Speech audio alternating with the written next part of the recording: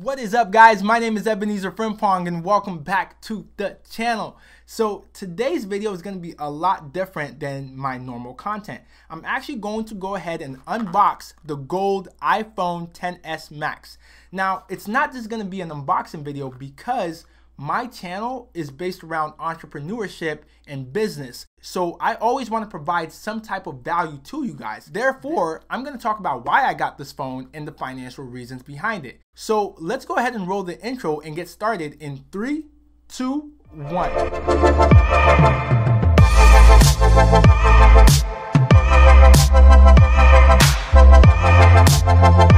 I'm actually going to start this video off with a story which ties into why I have an iPhone in the first place and also why I upgraded to the XS Max.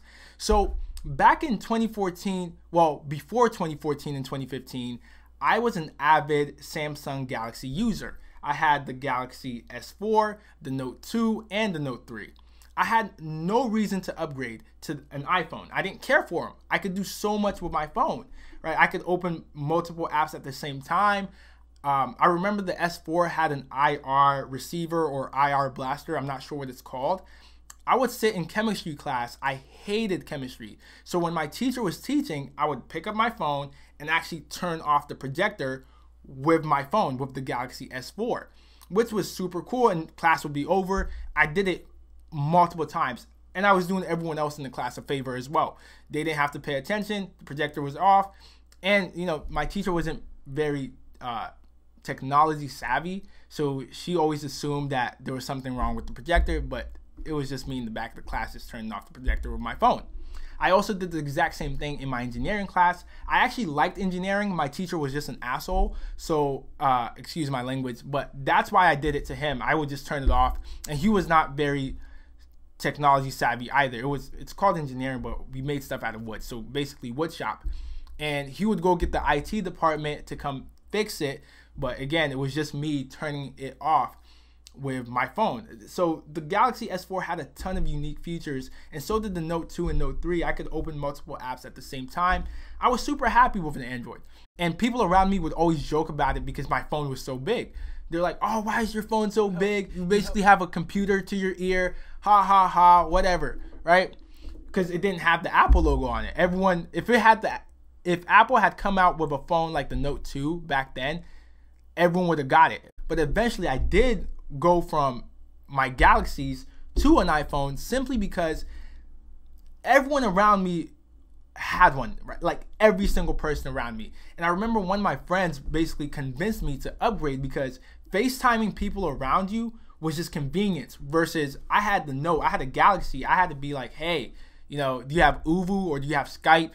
Versus everyone else doesn't have to worry about that. People don't even have Uvu. Most people don't have Uvu. Well, most people back then didn't have Skype either or Uvu, so they could just FaceTime. Everyone had an iPhone, so FaceTime was the regular thing, was the norm. So eventually, I did go to an iPhone, and I did that simply because everyone else around me had one, right? And I stuck with iPhone because everyone else around me has one. I'm in a bunch of group messages. Every single person in that group message has an iPhone. If I was to switch to Android, the text thread would turn green and a lot of people will be mad. It's crazy how marketing works and how society works as well. People see green text messages and get upset. People don't want to see that. There's people out here that won't date you if you have an Android, which I think it's stupid, but it's actually a thing. People would not date you if you have an Android. They treat you like an outcast. Android users also get made fun of. Well, people poke fun at them. I've seen memes on Twitter of people saying, you know, Android video quality looks like security camera footage. It's funny, but it's like it's funny. I'm not gonna lie, it's funny. So yeah, that's basically why I got an iPhone in the first place, because everyone has one. And the reason why I stuck with it is because of its ease of use. It's not complex to use at all. It's very simplistic. And I have other Apple products now. I have a MacBook. So sharing files between my phone and my MacBook is super easy. I can airdrop to people in my house, my friends. everyone else around me. For example, if I needed to send something to my brother right now, I could airdrop it to him. If I had to send a file, he's downstairs, I could airdrop a file to him. Stuff like that is part of the reason why I'm sticking to iPhone, right? And that's why I continue to upgrade every single year. Not because I personally think iPhone is better than Android, but Apple has become super involved in my life, right? That's why a lot of people stick with iPhones. Most people, when they upgrade, they don't even know the difference between the new iPhone and the current iPhone that they have in their hand. Most people don't know the difference at all, right? They're just upgrading because one, everyone around them is gonna upgrade, so they're gonna upgrade. That's what it really comes down to. It's become the standard phone, if that makes sense. So that's the very first reason as to why I upgraded to the XS Max in the first place. So now let's hop into my MacBook so I can show you the financial reasons why I upgraded as well, and why I will probably continue to upgrade in the future to other iPhones. So let's hop into the MacBook in 3, 2, 1, go. Awesome. So now we're inside my MacBook, and I'm gonna go ahead and show you the financial reason why you should probably upgrade to the latest iPhone, which is the iPhone XS or the XS Max. And we're gonna start by comparing two different phones. So let's start with the iPhone X 64GB that came out November 3rd, 2017. So in a couple of weeks, this phone will actually be a year old. And this was my previous phone as well. We're gonna compare it to the closest relative to that phone, the Android version. So that's the Galaxy S9 from Samsung, also 64GB. That came out this year, March 16th, 2018. So this phone is roughly 9 months old. So let's take a look at the cost for both phones. I live in the US, I live in Ohio, so this price will vary based on what state you live in or what country you live in. Here in Ohio, this is how much I paid for my phone last year. So $1,094.98. That includes fees and tax as well. And this price also may vary depending on what cell phone carrier that you have. I have T-Mobile, and this is what I paid. The Galaxy S9 from T-Mobile, including all costs, fees, and taxes, comes up to $794. So that phone is much cheaper. It's about $300 cheaper. That matters, but not as much as this. I want you to pay attention to these resale values. So this resale value is actually before Apple announced the new lineup of phones for 2018. So the iPhone X before Apple announced the XS Max was $750 to $850. So before Apple announced its new 2018 lineup, the iPhone X was holding 68 to 78% of its original value, right? Which is really great. It's insane, right? And then after Apple announced the 2018 lineup, right? So the XS, the XS Max, and I know there's another one, the XR. After Apple announced that, the value for this phone did go down a little. Now the market value for this is between $650 to $750. So now it's holding 59 to 68% of its value, which is still great for a phone that's about to turn a year old in a couple of weeks. Now let's move over to the Galaxy S9. This phone is about 9 months old, and its current resale value is between $420 to $550. So right now it's holding 53% to 69% of its original value. It hasn't even been a full year yet. That's just the first 9 months, right? So at the current rate, this will dip below 40% by the time it turns a year old next year. Samsung usually releases their phones in March, so that's why I don't have a resale value for after that, but it should dip below 40% at that time. So basically what I'm trying to show you is that iPhones typically hold their value very, very well. And as an entrepreneur, every time I buy a depreciating asset, I want to buy the asset that's depreciating at a slower rate. And this is something you guys should always look at, regardless if it's a phone or a car or whatever major expense, right? Whenever you're buying a depreciating asset, you want to get the asset that's depreciating at a slower rate. So that's just something to think about. And this is also part of the reason why there's people that make a full-time income flipping iPhones, because they hold their value so well. If that was something that you wanted to look into, flipping iPhones, if you're in the US, I don't know if this is overseas as well, but there's a couple of different apps that you can use. So OfferUp or Let Go. And there's probably other apps, but these are the two that I'm really familiar with. You can actually buy these phones. You can actually get really good deals on iPhones. You can get a phone, an iPhone X, right, for $400 or $450, and you can take it to eBay or Swappa. I recommend Swappa if you're flipping phones because they have a flat $25 fee versus eBay where you have the PayPal fees and eBay's listing fees and eBay's cut. So the fees here at eBay are much higher than Swappa. And you can find phones from OfferUp, Let Go. Sometimes you just have a broken screen. You can learn to fix screens yourself and flip them that way. You can make decent money from flipping iPhones. There's a lot of people that do it. There's also a few YouTube channels of people that do this as well. If you're in the US, or I think Craigslist is also overseas, you can also use Craigslist to find phones as well. So that's just something that I wanted to share with you guys. So that's the financial reason why I'm probably going to stick with iPhones for the long term. Let's go back up here and pay attention to these two right here. So the resale value is much higher before Apple announces its new lineup.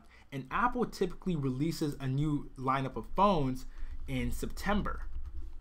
Right? That's what it's always been sometime in September. I think the second week of September typically is what Apple usually goes with. So what I'm gonna tell you here now is, if you want to maximize how much you're gonna get back, sell your phone in September. Usually right after Apple announces the new lineup of phones, that's when everyone lists all the phones, list their phones on eBay, Swappa. You want to do this probably a week ahead, and what you want to do is list it, sell it, and switch to like a cheap iPhone 5S for the next couple of weeks.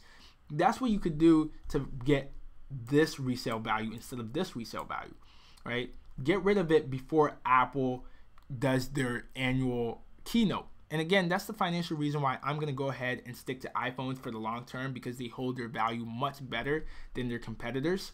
So now let's go ahead and hop into the unboxing. So now I'm actually going to go ahead and unbox this video. I'm going to pretend I'm Lou from Unbox Therapy. So I have a box cutter here. Here's the box. Let's get started. And this is a safety box cutter. So let's start right here. Cut it here. Let's see. Okay. Set these aside. So this is typical Apple packaging, clean, but they always keep it simple. Let's go ahead and open this up. I actually don't think I need box cutters for it. Okay, yeah, so there's a pull tab right here. Set that aside. Open it up. Turn it again. Okay, so this is typical Apple packaging. Again, always comes with, I think there's some stickers in here. Yep, always comes with stickers. It comes with instruction manuals that no one ever reads. So this is actually trash. Fun fact, I've actually never thrown out an Apple box. I can actually go ahead and resell them. You can actually go ahead and resell your Apple boxes. I've never thrown them out. I've never resold mine. I always keep them for some reason. I'm not like a collector. I don't know why I don't sell them or get rid of them. I always keep them. So I have a ton of these little stickers. But yeah, no one ever reads these instruction manuals or whatever that comes with them. No one ever reads them. So we're going to set this aside. And here's the phone.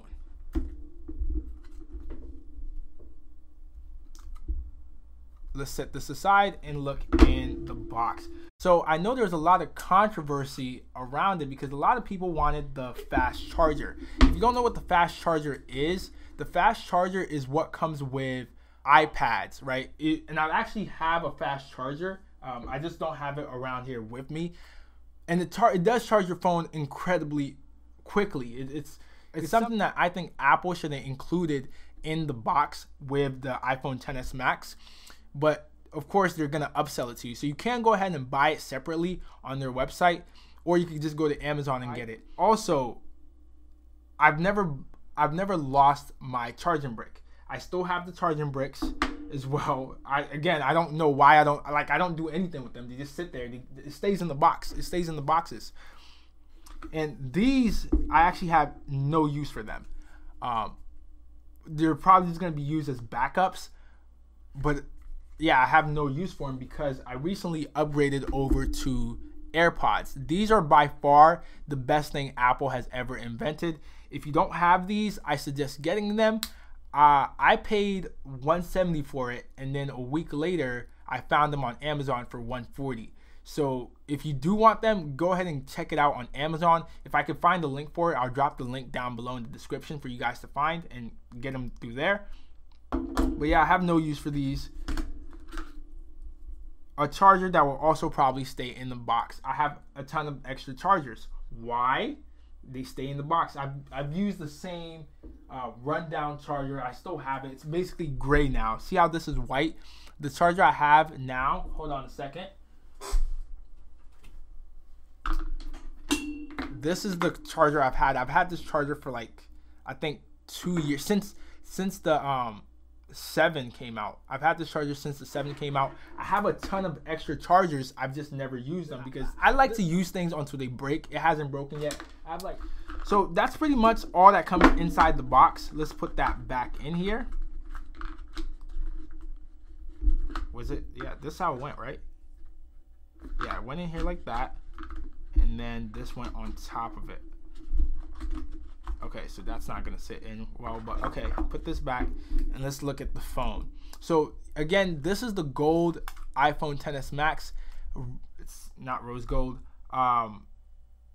It's 64 gigabytes. Let's go ahead and turn it on and wait for it to load. But I do like the color. The color it's not really gold. It's more of a rose gold color. Apple never names their colors, in my opinion, correctly. Like, for example, the 7 and 7 Plus, there's a rose gold color. It's not gold, it's pink. Apple also has the space. This also comes in space gray, which my sister has the space gray one. It's not space gray. It's not gray at all. It's black. All right, I don't know why Apple names their colors like that. English, United States. We're gonna set this up manually, and then Frimpong Wi-Fi.